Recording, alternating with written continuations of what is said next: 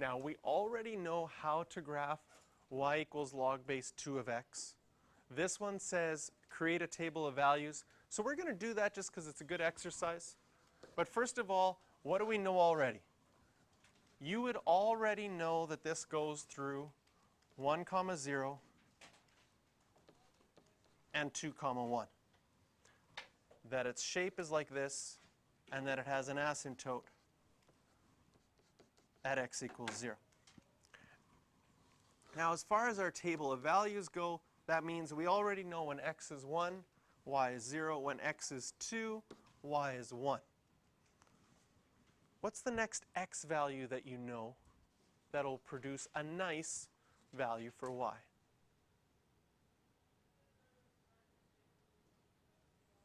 Four. And if you plug in 4 for x, what will you get for y? 2. Remember that logs solve for exponents.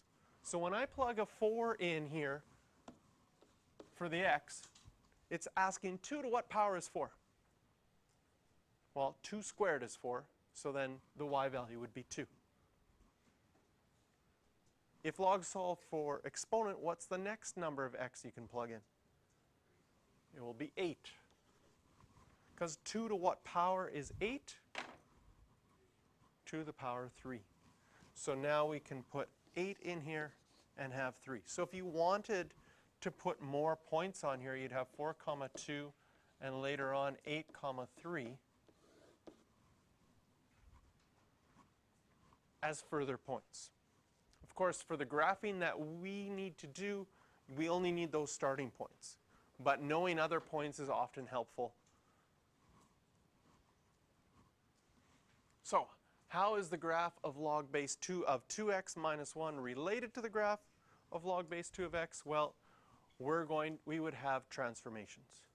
And we would do it in the same way that we've been doing so far.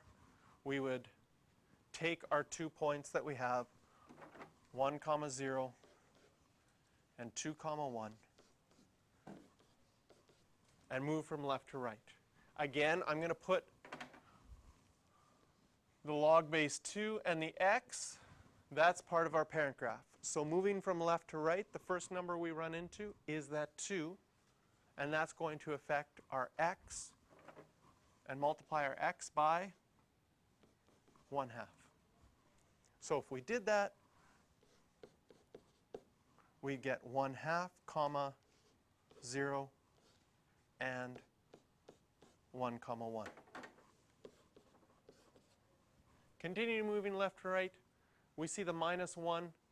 If that -1 was supposed to be something in the left or right, they would have brackets around the whole thing. But since they don't have the brackets, you can assume that that -1 is moving down 1. And if we moved everything down 1, we would have 1/2, -1, and 1, 0.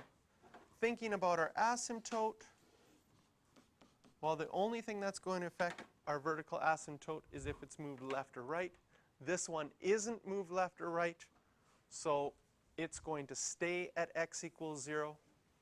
I'll graph these new points. It says on the same graph, so I'll graph the new one in a different color. I'll do it in black.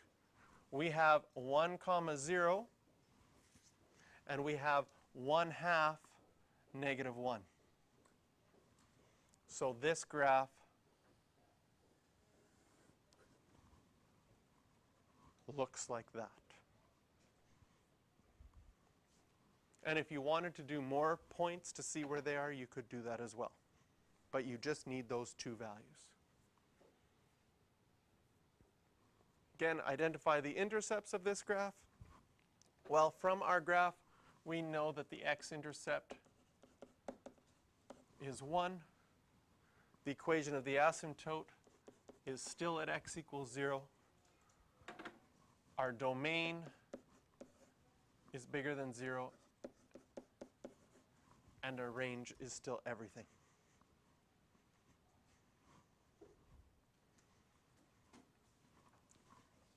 So practice graphing, questions 8 to 11.